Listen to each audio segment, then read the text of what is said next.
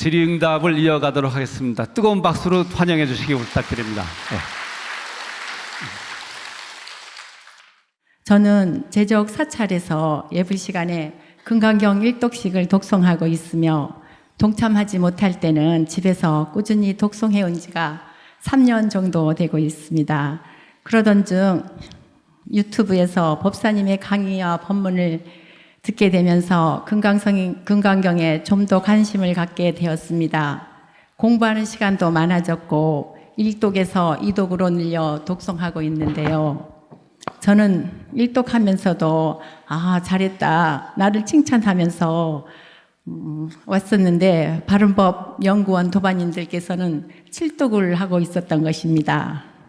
그래서 그는 그 말을 듣는 순간 부끄러움을 느끼며 잘난다는 것은 착각이었으며 아상이었다는 걸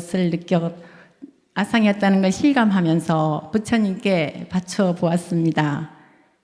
금강경을 독속하면서부터는 내 성적이었던 성격이 밝아지며 남을 배려하는 마음도 생기고 운영하는 가게도 잘 되고 있습니다. 지혜로운 나로 확 바꾸고 싶은데요. 지금까지 해온 1독으로는 안 되는지요. 어떻게 공부해야 이루어질 수 있고 금강경에 자주 나오는 무량무병 공덕을 받을 수 있는지요. 법사님께 여쭤보고 싶습니다. 그러니까 금강경 공부를 만나신 게 언제죠? 한 3, 4년 전 됐습니다. 그리고 아침에 1독씩 컸다고 그러셨는데 그 1독씩 한 지는 언제쯤 되셨어요? 3년 됐습니다. 3년 됐습니까? 근데 마음이 점점 편안해지셨다고 그랬죠? 네, 그리고 편안해지고 그렇지만은 아직도 뭐 어려운 거 안 되는 거 이런 것이 많은데 이 질문의 핵심은 어떻게 해야 네, 어떻게 금강경 공부를 해야 확 바꿔줄 수 있느냐? 근데 이제 이게요, 뭐 좋습니다. 저도 그런 생각을 많이 했기 때문에 그런 질문을 의뢰할 수 있는 질문인 것 같습니다. 근데 이제 우리가 이 금강경 공부는 뭐 대학 입시나 고시 시험과 비슷하게 생각을 해서는 안 됩니다. 근데 우리는 아지 못하게 대학 입시나 고시 시험하고 비슷하게 생각을 해요. 좋은 대학에 입시를 해야, 합격을 해야 확 팔자가 바뀐다 이렇게 생각을 할 수가 있습니다. 또 우리 고시에 합격을 해야, 요새는 고시 시험이 없어졌습니다만 사법고시 합격을 해서 뭐 지금 대통령도 되고 야당 총재도 되고 이런 거 없습니다. 뭐 말하자면 고시 시험은 부귀영화의 아주 지름길이다 이렇게 생각을 합니다. 고시 시험에 확 합격을 하면은 팔자가 바뀌는데 마치 우리 금강경 수도도 좋은 대학 입시나 고시처럼 생각을 합니다. 언제 확 합격을 해서 팔자를 확 바뀔까 이런 생각을 충분히 할 수 있습니다. 지금 하는 추세로 봐서 시험에 합격할 것 같은데 이런 식으로 해서는 합격이 좀 늦을 것 같다. 고시를 70에 된다면 합격해도 무슨 의미가 있겠느냐. 좀 젊은 나이에 빨리 합격을 해서 팔자를 고쳐보자. 마치 이 금강경 공부를 고시처럼 생각을 하고 빨리 해서 팔자를 확 고쳐보려는 그런 마음이 우리한테 있어요. 근데 저도 그렇게 했던 것 같아요. 우리 선생님께서 금강경 공부를 3년을 일심으로 하면 전생을 아는 지혜가 생긴다. 그 3년의 3배인 9년을 하게 되면은 또 다른 사람의 마음을 다 헤아릴 수 있는 그런 다심통의 지혜가 열린다. 이런 말씀을 해주셨습니다. 전 그 말씀이 정말인 줄로 믿고 3년에 공부를 열심히 해서 확입니다. 승명통을 얻어볼까 이런 욕심을 낸 적이 있었습니다. 근데 공부를 하다 보니까요, 공부는 그렇게 해서는 안 되겠더라고요. 저는 이 얘기를 말씀드리고 싶습니다. 공부를 어서 하겠다 그러면은 탐심입니다. 어서 하겠다고 해서 이루어지는 공부가 아닙니다. 이게 100m 경주나 뭐 세상에 뭐 승부를 겨루는 일이라면은 일심으로 정신일도 하사불성 해서 열심히 하겠다고 해서 이룰 수 있습니다. 자, 어서 하겠다고 해서 절대 되는 공부가 아닙니다. 또 왜 안 되느냐고 짜증을 부려서는 그 진심이 돼서 안 된다고 합니다. 이것은 세세생생할 생각을 해야 돼요. 절대로 단기간 내 승부를 내는 게 아닙니다. 세세생생 부처님 시봉 잘하길 바라. 그리고 어서 하겠다는 생각이 들어도 그 생각이 우리 전 시간에 얘기했죠. 착각인 줄 알고 얼른 바쳐라. 하겠다고 하지 마라. 하겠다고 하는 사람은 왜 그러냐? 공부하기 싫어서 그래요. 얼리 빨리 해서 해놓고 푹 쉬자. 이게 공부하기 싫은 마음입니다. 싫은 마음으로 공부가 되겠습니까? 안 되겠습니까? 즐거운 마음으로 하다 보니까 어느덧 내가 바라지 않아도 다 이루어졌네. 이렇게 됩니다.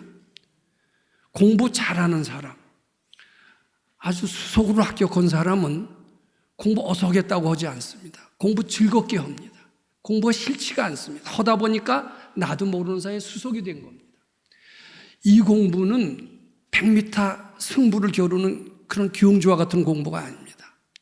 세세생생 할 생각하고 즐겁게 할 생각하고 이래야 됩니다. 즐겁게 해주시기 바랍니다. 부처님 기쁘게 해드리기 위해서 하기 바랍니다. 그리고요, 안 되는 것이 또 되는 것이다라고 해야 됩니다. 중간에 하다가 여러 가지 재앙이 생기고 딜레이가 생기고 역경이 생기는 수가 있습니다. 공부를 망쳤다라는 생각이 들 수가 있습니다. 그리고 공부를 포기하게 됩니다. 퇴타심이 나게 됩니다. 근데 저는 공부를 건강히 읽은 지 한 5, 60년 돼서 많은 교훈을 얻었습니다. 이게 공부가 깨졌다고 하는 것은 결코 퇴보가 아닌 것을 알았습니다. 그 재앙이라고 하는 것은 바로 축복으로 연결될 수 있다는 것도 알게 됐습니다. 그러니까 여한 역경과 난관이 오더라도 그 난관이 아니에요. 난관이라고 이름을 짓기 때문에 그렇습니다. 이것은 오히려 도약의 계기고 발전의 원동력이다. 이렇게 생각해도 틀린 얘기가 아닙니다. 제 얘기는 정말 말로 하기 위한, 위로 하기 온 게 아니라 제 경험에 의해서 그렇습니다. 그렇게 되면은 역경이라는 것은 나 발전에 도움이 된다는 것을 이제 확실히 믿게 됐습니다. 그렇다면 어서 하겠다는 생각이 안 들어요. 부처님 기쁘게 해드리기 위해서 조건 없이 하고 싶어요. 조건 없이 할 때 즐거움이 생깁니다. 천년 만년 해도 이 공부가 마냥 재밌는 겁니다. 일이 아니라 놀이가 되는 겁니다. 자, 이 정도 하면 질문에 대한 대답이 됐습니까? 네, 감사합니다. 즐겁게 해주시고요. 네, 감사합니다. 부처님에게 바친다는 생각을 무슨 일이나 기쁜 일이나 즐거운 일이 일어날 때만 해야 되는 건지, 그렇지 않으면 염불하듯이 늘 그렇게 그런 생각을 가져야 되는 건지, 그게 하나고요. 또 한 가지는 김 박사님 스승인 백성욱 박사님, 금강산에 들어가서 8년 수도에서 오도를 하셨다는데, 이 백 박사님에게도 스승이 계셨는지, 혼자 독수를 하셨는지, 두 가지 질문이시죠. 그러니까 첫 번째는 기쁜 일이나 슬픈 일이 일어났을 때만 부처님께 바치느냐 또는 늘 바치느냐 이런 질문이시죠. 근데 이제 특히 간화선 수행을 하시는 분은 24시간 동안 뭐 동중이려 뭐 몽중이려 하면서 계속 화두를 계속 붙들고 있습니다. 이제 그런 화두 참고하시는 분들의 이야기를 들으면서 이 바치는 것도 늘 바치고 있는 게 어떠냐 이런 질문을 하시는 분들이 있어요.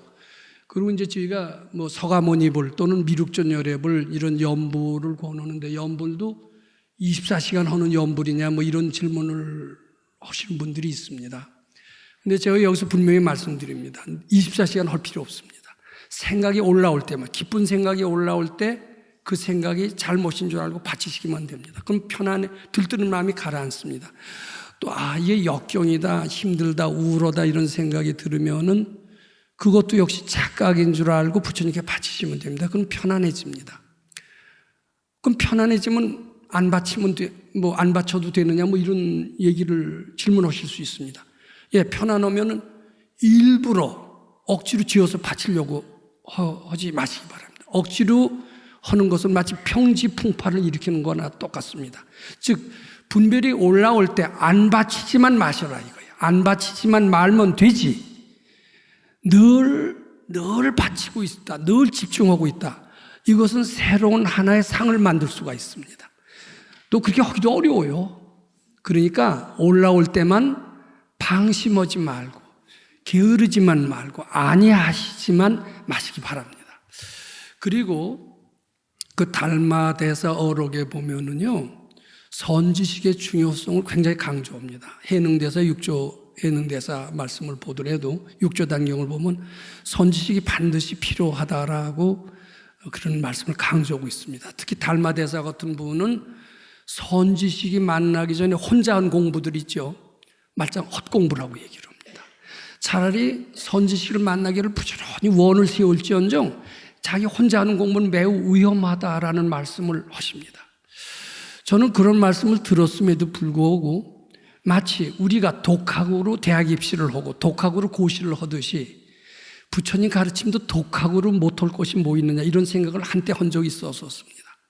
근데 저는 선지식을 만나서 공부하면서 참 제 생각은 굉장히 너무나도 어리석은 착각으로 알게 됐습니다. 왜냐하면 세상의 모든 일은 스승 없어도 잘하면 됩니다. 잘하면 소질이 있고 하면 되는데 이 공부만은 예를 들어서 꿈을 깨라는 이게 꿈인 줄 알게끔 일깨워주는 것은 안 돼요. 스승이 없으면 안 됩니다.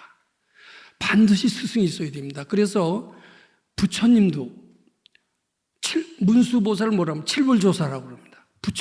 서가열에도 깨쳤을 때 이게 제대로 깨쳤나 안 깨쳤나를 누구한테 검증받았냐면 문수보살한테 검증받았다고 그래서 문수보살을 칠불조사, 스승이라고 얘기를 하는 수가 있습니다.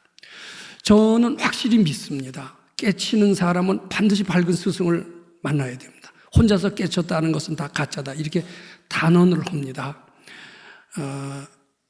스승이 없을 때는 밝은 스승을 세세생생 손지식 만나서 부처님 전에 복 많이 지길 바라노라는 게 우리 선생님의 가르침입니다.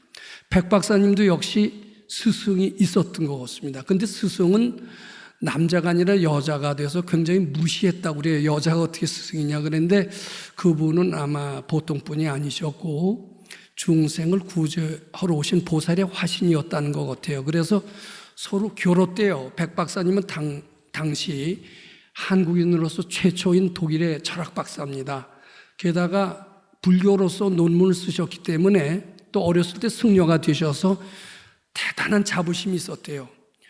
근데 웬 여자가 와서 뭐 이제 그 비하인드 스토리를 여기서 얘기하면 안 믿으실 거예요. 왜냐하면 하도 이상하기 때문에 결국은 뭐 어떻게 보면 힘겨루기를 하다가 완전히 한국인 최초의 독일 철학 박사가 완전히 이제 압도가 됐습니다. 그리고 우선 정성껏 스승으로 모셨답니다. 심지어는 백 박사님이 유교를 다 아실 정도로 대단한 발근이셨는데 6.25 때만 하더라도 통행금지가 있었습니다. 그때 옆에 모시고 있었던 분이 얘기를 해요. 매일 새벽에 목욕제기라고 3년을 그 스승이신 손 선생님을 찾아가서 꼭 삼배를 드리고 법문을 청해서 듣곤 그랬다고 그럽니다. 그렇게 50이 다 되신 그런 어떻게 보면 큰 스님 반열에 오른 분이. 그리고 이제 백 박사님께서 6.25 때 내무장관을 하셨거든요. 내무장관 하실 때 백 박사님의 스승도 부산으로 피난을 갔고 백 박사님은 6.25 때 내무장관을 관두시고 내무장관 관사에 부산에 계셨을 때 겨울이었답니다. 그 추운 겨울에도 매일 스승을 매일같이 찾아뵀대요. 매일같이 찾아뵈서 삼배를 꼬박꼬박 드렸답니다. 그리고 매일같이 법문을 들으시는데 심지어는 꾸준까지 들으셨대요. 그 도인 장관을 지내신 도인 스승 백 박사님이 스승을 부처님처럼 모셔야 된다라고 합니다. 그래서 특히 백 박사님이 싫어하는 게 달마대사가 살불살조하라는 표현이 있지 않습니까? 부처도 죽이고 조사도 죽이라는 표현을 아주 싫어합니다. 그 달마대사가 한 얘기이시지만 달마대사가 부처님 공경심이 없는 분이 아니래요. 근데 공부하다가 자꾸 부처님 모양이 나타나서 이건 부처님이 아니라 사기다.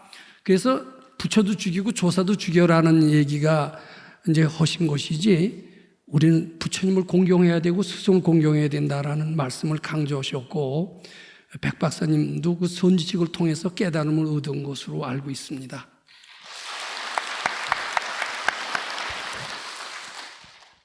저는 바른법연구원 법사님 법문을 만난 이후로 금강경 공부에 노력하고 싶어하는 불자입니다. 저는 어릴 적부터 불심이 깊은 부모님 덕택으로 부처님 가르침에 관심을 갖게 되었습니다. 인간이 육도 윤회를 한다 하면서 살아간다는 말씀을 듣고 항상 생각하기를 정말 그럴까? 나는 그 생각이 늘 마음에 숙제가 되었습니다. 저 소, 말, 돼지 등을 보면서 저들도 우리 인간과 똑같은 사람이었다가 저런 몸을 받았다는데 하는 의심 아닌 궁금증이 있어서 고민을 하곤 했었습니다. 고등학생 때는 아버님 권유로 초발심 자경문을 배우기도 했습니다. 그런데 법사님 금강경 법문을 불교 TV를 통해서 시청하면서 무지에서 지혜로워지는 법을 금강경 공부에서 찾을 수 있다는 말씀을 듣고 금강경 공부에 정진하고 싶었습니다. 그런데 저 자신이 특별한 난제가 없고 생활이 평범해서 그런지 공부에 게으르고 아마도 법사님 말씀을 빌리면 치심에 걸려 있는 상태인 것 같습니다. 제가 바라는 것은 살아있는 동안 크게 아프지 않고 죽는 날까지 불교 수행을 제대로 하고 싶은 것입니다.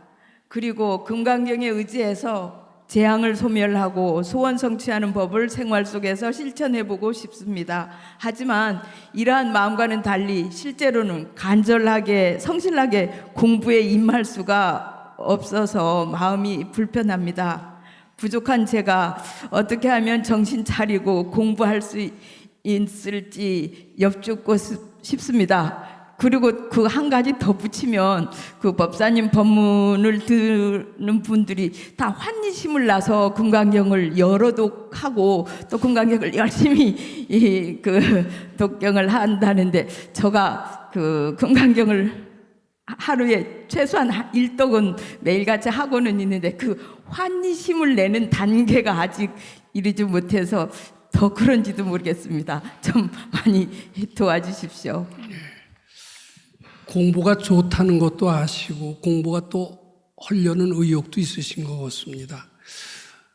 근데 공부도 좋다는 것도 하고 공부도 하고 싶은데 이게 잘 몸이 안 따라주시는 것 같아요. 죄송합니다만 욕심은 있고 몸은 안 따라주는데 뭐 비법은 없겠습니까? 뭐 이런 질문이신 것 같습니다. 근데 저는 뭐 비법이 있다면은 욕심을 우선 좀 버리시라고 하기 바랍니다. 지금 왜냐하면요, 뭐 연령상으로 봐서는 제가 좀 위인 것 같습니다. 저도 이 보살님과 같은 그런 시절이 많이 있었습니다. 그러니까 욕심은 있었어요. 욕심은 있는데 의욕이 그렇게 뭐 좋은 건 하고 싶어요. 예를 들면 돈도 벌고 싶은데 돈을 벌려면 누구는 열심히 밤잠을 안 자가면서 돈 버는 방법이 무엇인가, 돈 버는 강의도 듣고 찾아다니면서 열심히 하는데 나는 돈 벌고 싶은 욕심은 있어도 몸은 전혀 따르지 않는 거예요. 근데 그때는 왜 이렇게 안 따르느냐, 좀 따라야 될 텐데 이 생각을 했는데 알고 봤더니 그 업장들이 덮여서 나도 모르는 사이에 내 발목을 잡고 있었다라는 것을 뒤늦게 알게 됐습니다. 그래서 지금 저는 이제 보살님께 드리고 싶은 것은 지금 우리가 활력이 없고 희망이 없고 용기가 없는 것은 왜 그러냐?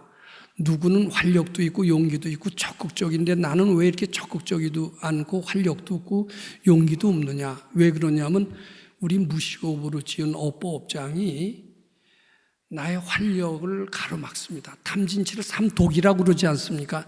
이 독소가 나의 활력을 가로막아요.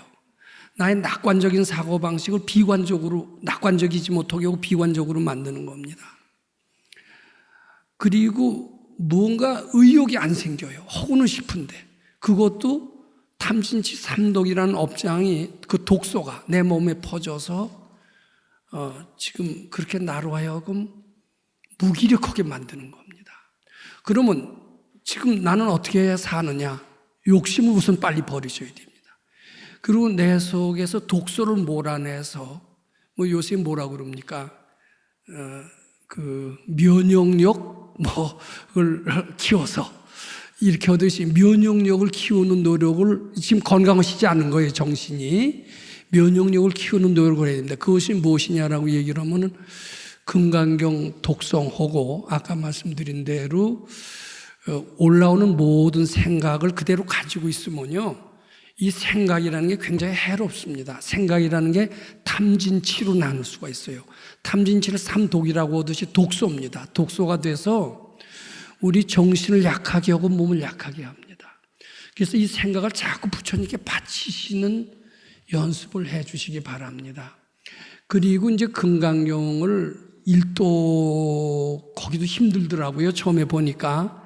근데 1독을 좀 힘들더라도 억지로라도 한 3독을 해보셨으면 좋겠어요. 근데 3독을 하게 되면은요, 5독 하는 것은 훨씬 쉬워요. 근데 그냥 겨우 1독만 했어서는 뭐 재앙은 좀 덜 생기겠지만 죄송하지만 보살님의 팔자를 바꾸기는 좀 쉽지 않을 것 같습니다. 팔자를 바꾸고 싶죠. 그래서 욕심을 버리시고, 아, 내가 이렇게 무기력한 것은 전생에 지은 죄업으로 인한 탐진치 독소가 나를 이렇게 만들었다. 올라오는 모든 생각을 기쁜 마음으로 부처님께 바치자. 금강경의 구절구절이 부처님께 바쳐라. 무슨 일을 하되 부처님 기쁘게 해라. 그 부처님은 형상이 없는 부처님입니다. 이걸 강조하고 있습니다. 금강경을 자꾸 읽는 순간 우리의 죄업이 받쳐집니다. 그리고 집에서 혼자서는 안 돼요. 아까도 얘기했지만 선지식의 필요성이 꼭 있습니다. 요새 많이 하시는 분들이 바른법 요원권 카페에 들어오면은 백성욱 박사님의 법문을 접할 기회가 많이 있습니다. 뭐 다른 좋은 선지식이 있으면 가서 찾아서 하시고, 만일 여의치 않으시면 요 카페에 들어오셔서 자주 카페를 들으시는 것만으로도 상당한 활력을 찾는데 도움이 되실 것 같습니다.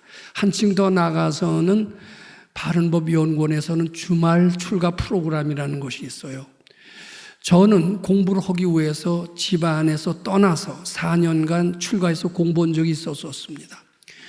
처음에는 그걸 보고 주위에서 다 미쳤다, 쟤는 끝났다, 저런 사회에 아무 도움이 안 되는 공부는 뭐 때문에 하느냐, 많이 비웃었습니다. 저를 말렸습니다. 근데 이 공부 해볼 만합니다. 저는 그 공부를 해서 새롭게 태어났어요.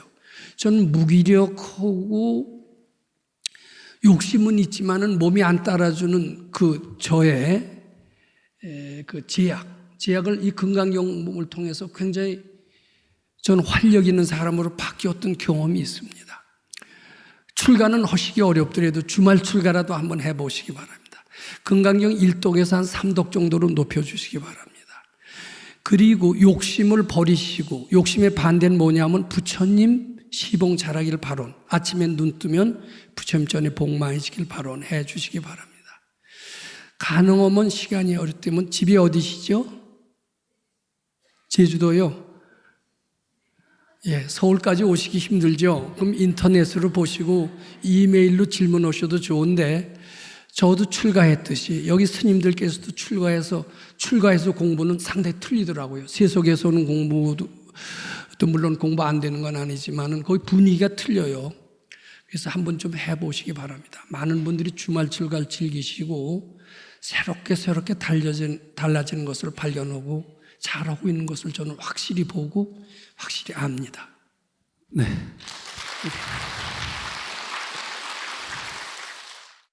저는 얼마 남지 않은 퇴직을 앞두고 그동안 미처 준비하지 못한 노후 생활과 아직 독립하지 못한 자식들로 인해 가지고 걱정이 많았습니다.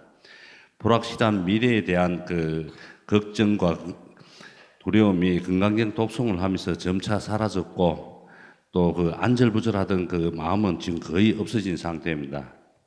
예전에는 왠지 외롭고 허전한 그런 마음이 항상 이 속에 남아 있었는데 그런 것들이 하나도 다 없어진 것 같습니다. 지금 금강경 독송은 열심히 해야겠다는 그런 생각밖에 남지 않습니다. 걱정이 사라지면서 모든 생활하는 그 모든 자체가 마음이 다 편안한 마음으로 다 이렇게 변했고요. 근데 지금 걱정거리가 딱 하나 있는 게 그 뭐 아들내미 둘이가 아직도 취업을 못하고 31살 먹은 큰아들하고 29살 먹은 작은아들이 아직 취직을 못했습니다. 이것도 제가 제 마음이 아들 앞날을 가로막나 싶은 그런 걱정이 됩니다. 그 다음에 또 하나 더 질문 더 드릴 거는 최근 건강경을 읽으면서 몸에 느껴지는 그런 일들입니다. 독송을 어느 정도 일에 하게 되면 그 외에 단전에서 타원형 모양으로 요렇게 면경도 아니고 이 돌 깎아 놓은 것처럼 그런 게 자꾸 느껴지면서 주위에 그 느낌이 뭔가가 꽉 채워진다는 그런 느낌. 그런 게 하면서 밖에 이 허전함 이런 마음이 모든 게 없어지고 이 건강력으로 그대로 표현하자면 건강력으로 속을 꽉 채워진다는 그런 느낌이 들면서 전혀 그냥 세상에 두려움 그런 게 없어지면서 이게 제가 그냥 단순한 호기심인지 아니면 이거 어떤 느낌인지 그냥 무시해도 좋은 건지 제가 착각인지 그런 게 궁금합니다. 예, 이상입니다. 요 건강경 공부 시작하신 지는 얼마나 되셨죠? 예, 그때 10월 달부터 해가지고는 그냥 매일 10월 달이면 한 4, 5개월. 한 6개월 정도 됐는데 그 이전에도 그 전에 다른 공부하셨습니까? 아주 오랫동안 건강경을 계속 접하고는 있었습니다. 예, 근데 하여튼 5, 6개월 전에 건강경보를 만나셔서 마음은 상당히 편안해지고 좋아졌다는 말씀을 하셨고요. 그렇죠? 예. 그랬는데 이제 내 문제는 그럭저럭 해결이 될 것 같은데 문제는 이제 자식의 문제인 것 같습니다. 그렇죠? 예, 그것도 남아 있습니다. 자식이 이제 어떻게 속을 새겨요? 취직을? 예, 백수입니다 한마디로. 근데 어떻게 좀 아버지가 도와줄래도 한계가 있군요, 능력이. 예, 저도 이제 조금 있으면 퇴직하고 나이도 이제 벌써 60도나 되고 했는데 퇴직도 해야 되고 내년이면 퇴직해야 되는데 언제까지 지금 맨날 용돈 날 되면 그냥 문자로 그냥 말은 못하고 문자로 용돈 여주려고 문자로 보냅니다 요즘. 예, 참 아마 자식을 그렇게 끔찍이 사랑하는 나라는 세계에서 대한민국을 따라갈 나라가 어딨나. 이게 많은 부모들이 자식 사랑 참 끔찍한 것 같습니다. 아마 외국은 안 그런 것 같아요. 그래 아버님이 해줄 수 있는 모든 것을 다 해줄 것 같은데 안 되니까 어떻게 부처님의 가르침에 좀 메어달라 보고 싶으신 것 같습니다. 근데 이게 그렇다네요. 우리가 사실은 부처님 공부만 잘하면은 아들 취직도 시키고 다 가능하대요. 근데 우리 부처님하고 멀어졌죠. 오랫동안 탕자의 삶을 산 거예요. 그러니까 우리는 본래 부처님처럼 가지고 있었던 전지전능의 능력이 언젠가부터 헷가닥했어요. 아상, 탐진치라는 유혹에 빠져서 우리의 무한 능력을 잃어버린 거예요. 그래서 말을 해도 자식이 안 들어요. 또 도와줄 힘도 없어요. 이렇게 이제 우리는 지극히 무능한 존재로 비워놓고 말았다는 겁니다. 그럼 그 아들을 취직시킬 수 있으면 참 뭐라도 허란 대로 하시겠죠. 저는 좀 이런 제안을 하고 싶습니다. 그리고 우리가 부처님처럼 전지전능한 능력을 회복한다라면 아직 나쁜 아들도 마음을 바꿔서 좋게 만들 수가 있고요. 백수로 놀더라도 얼마든지 취직시키는 것이 가능할 겁니다. 아마 부처님처럼 능력이 있다면 그렇겠죠. 근데 그게 불가능하지는 않은 것 같아요. 우선 희망을 드리고 싶습니다. 근데 우리는 그 능력을 잃어버렸어요. 그 능력 되찾는 길이 뭐냐면은 지금처럼 건강형을 계속해서 읽어봐 주시기 바랍니다.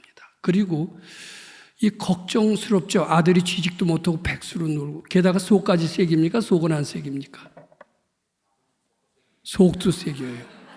근데 속을 새기니까 괘씸하지만 또 아버지 책임이니까 취직 걱정은 안 하실 수도 없고 이런 것 같습니다. 근데 이 걱정은 굉장히 해롭습니다. 걱정이 되고 잘 됐으면 하는 생각을 다 부처님께 바쳐보시기 바랍니다. 바치면 소멸이 됩니다. 소멸이 된다는 뜻은 무엇이냐면은 독소를 제거한다는 뜻이에요. 독소를 제거해서 나한테 무한 능력을 키운다는 그런 뜻도 됩니다.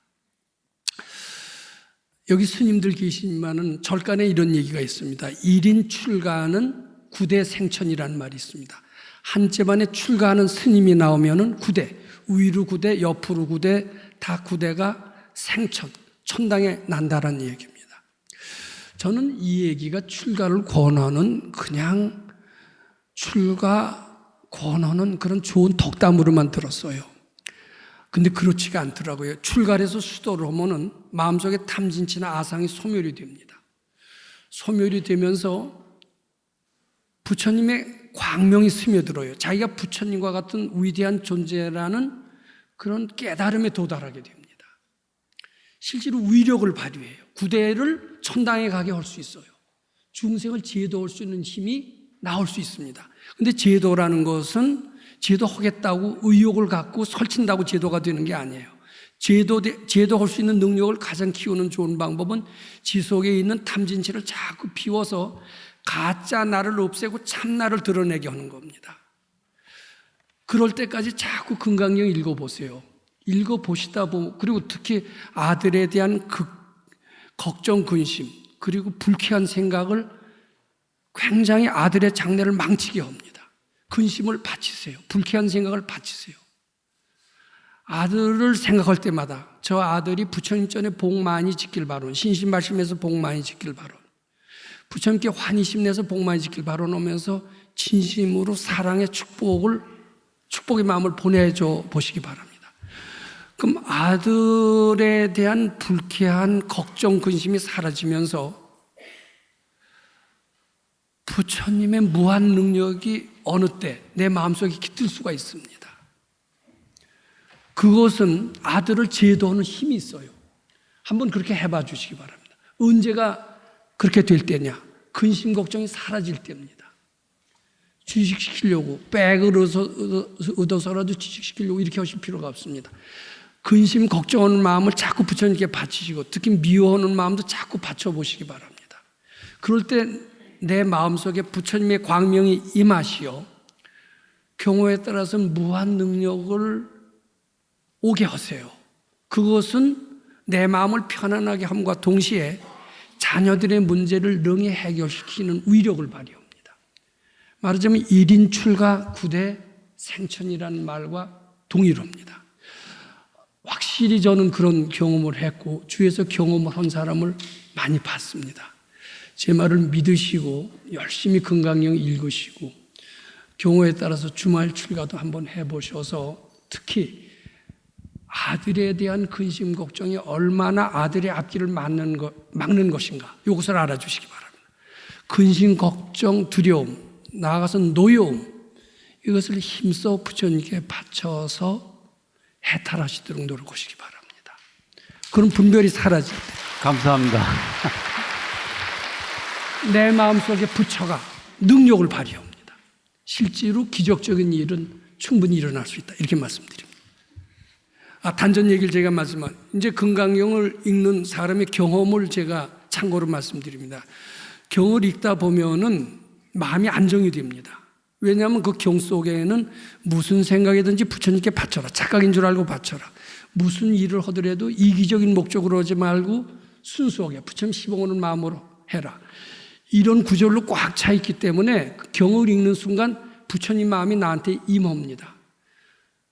개정해 임하면서 환희심이 납니다. 근데 환희심이 마음으로 느끼기도 하지만 육체적으로는 단전히 느낍니다. 단전에서 즐거운 기분이 확 솟아오르는 걸 느껴요. 그러니까 수도하는 사람의 밝은 체험은 단전이 제일 먼저 알아차리나 봐요. 단전이 우주의 길을 받는, 말하자면 분하고나 마찬가지인 것 같습니다. 그러니까 지금 공부를 하시니까 단전이 뭔가 좀 변화가 있죠. 네. 그러니까 그 수도하는 사람들은 단전에서 그 수도의 그 보람을 느끼는 것을 아마 저는 봅니다. 아마 공부가 어느 정도 되시고 든든한 마음이 찾으시니까 단전이 그런 그 체험을 하게 되지 않나, 이렇게 생각합니다. 네, 고맙습니다. 내 마음 안에 부처님을 강조하신 점이 크게 마음에 와 닿았는데요.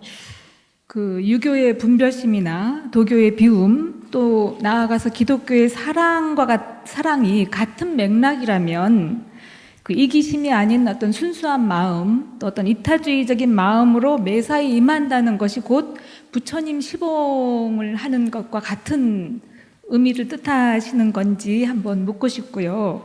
이제 그렇다면 이제 불법이 그 종교 간의 벽을 넘어서 그 귀한 불법을 공유하려면 그 부처님 시봉이라는 그 특정 종교의 어떤 그 언어를 좀 넘어설 필요가 있지 않을까. 불교 신자가 아닌 경우에는 이제 부처님 시봉, 부처님을 기쁘게 한다, 뭐 이런 표현 자체가 특정 종교의 언어색을 띠고 있기 때문에 좀 심리적인 부담을 느낄 수도 있다고 보여지거든요. 이제 그 부분에 대해서 말씀 부탁드립니다. 상당히 예민한 이야기인데 제가 답변을 드리겠습니다. 제 답변을 믿음으로 들으신다면은 박수 치실 겁니다. 근데 출발부터 의심으로 들을 수가 있어요. 아무리 제가 설명을 잘해도 끝까지 의심이 됩니다. 그럴 경우에는 아마 박수를 안 치실 것 같습니다. 제가 아까 지난 시간에 이런 말씀을 드렸습니다. 유교나 불교나 기독교나 결국은 다 비우는 종교, 그리고 생각을 쉬는 종교, 사랑의 종교, 요것을 의미한다라는 점에서는 뭐 다 저뿐만 아니라 모든 사람이 동의할 겁니다. 사랑이라는 게 뭐냐면은 쉽게 얘기해서 아상을 소멸하는 겁니다. 내가 있는 한은 사랑과 미움이 있어요. 근데 내가 없으면은 너와 나가 둘이 아니게 됩니다. 동체가 됩니다. 대비가 됩니다. 그래서 사랑이니 이런 것들은 아상을 소멸하는 가장 중요한 수행의 방법이다. 저는 이렇게 생각을 합니다. 유교에서도 인이라고 그리고 비운다라는 것도 아상을 소멸하는 겁니다. 근데 사랑해라, 어지러라, 비워라, 이게 다 아상을 소멸하는 거고, 아상은 재앙의 근본이기 때문에 아상을 소멸하게 되면 재앙이 없어집니다. 재앙이 없어지면은 또 소원이 이루어집니다. 소원은 아상이 있으면은 소원을 방해합니다. 그렇지만 아상이 없어지고 그리고 사랑을 베풀면은 아상이 소멸하기 때문에 아마 사랑을 베풀고 덕을 베푸면은 그것은 간접적으로 소원을 이루는 계기가 충분히 될 수 있다고 봅니다. 그런데 아상을 완전히 죽이지는 못해요. 소위 사랑 합례하면서도 아상이 붙는 수가 있습니다. 기독교의 사랑도 그렇고 불교의 자비도 그렇고 자비한다 하면서 겉으로는 자비해요. 사랑하는 것 같아요. 근데 속에는 뿌리 깊은 이기심이 있습니다. 왜 부처님 해야 되느냐? 왜 사랑하라, 베풀어라, 비워라 다 좋지만 그걸 떠나서 부처님 시봉해라. 부처님 시봉이야말로 아상을 죽이는 최대 영역이라고 보기 때문입니다. 마치 아상이라는 것은 어두움과 마찬가지입니다. 어두움을 날려버리는 것은 무엇입니까? 밝은 등불이죠. 근데 사랑도 아상을 녹이지만은 사랑은 밝은 햇빛이 되지는 못해요. 촛불 정도밖에 안 되는 것 같습니다. 근데 왜 부처님 공경심은 아상을 완전히 죽일까? 그것은 부처님 가르침에 그것이 착각이다라고 하는 가르침은 부처님 가르침밖에 없습니다. 이게 현실이 일체유의법이 여몽환포용이라는 표현이 있듯이 이것이 꿈이고 환과 같고 물거품과 같다라는 가르침은 기독교에도 없고 유교에도 없습니다. 마호메트교에도 없습니다. 힌두교에도 없습니다. 그 가르침은 금강경 속에 부처님이 설하신 금강경 속에밖에 없습니다. 그는 꿈과 같다고 그래야 완전히 어두움이 사라집니다. 꿈과 같다는 표현을 쓰지 않는다라면은 완전히 아상을 소멸할 수가 없어요. 근데 그 꿈과 같다는 말씀은 누가 했느냐? 유일하게 부처님이 하셨어요. 부처님 하는 순간 꿈을 깰 수가 있다라는 겁니다. 아상이 완전히 없어질 수가 있다라고.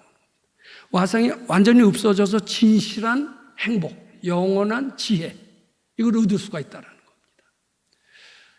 그래서 불교를 굉장히 깊게 얘기를 하죠. 깊다라고 얘기를 하고 깊다라는 것은 아상을 철저히 완전적으로 한층 더 나가서 아상이 본래 없는 것이다라는 것을 깨치는 겁니다. 아상을 소멸하는 정도가 아니라 아상은 착각이 본래 없는 것을 깨닫게 하는 가르침.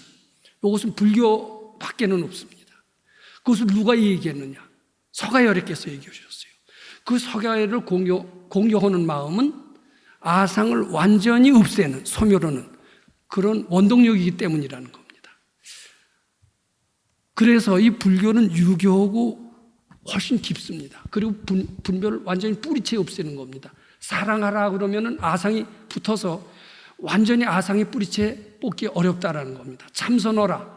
아상을 부분적으로는 녹이지만 내가 하는 참선, 아상이 붙습니다, 거기도.